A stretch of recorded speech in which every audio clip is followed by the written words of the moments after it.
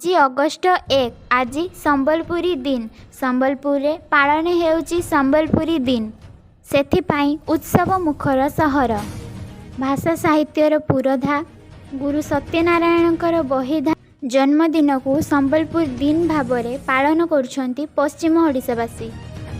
Sambalpuri dress Sambalpuri खाद्य और संबलपुरी नाच गीत रे झुमुछंती पश्चिम ओडिशावासी। विभिन्न संगठन एहाकु विभिन्न जिले में पालन करि आछंती। संबलपुरी भाषा संस्कृतिर प्रचार ही एहार एकमात्र लक्ष्य। संबलपुरी दिन रो शुभेच्छा जणाइले मुख्यमंत्री नवीन पट्टनायक। संबलपुरी दिन उधे समस्तंकु मोर गुरुदुट्टे शुभेच्छा बोली ट्वीट करछंती मुख्यमंत्री। विशिष्ट साहित्यिक गुरु सत्यनारायण बहिधान को मोर सम्मान और श्रद्धांजलि जनाऊे। पश्चिम ओडिशा तथा ओडिशार विकास के गोटे नुआ दिग मिलू बोली कहिसंती मुख्यमंत्री।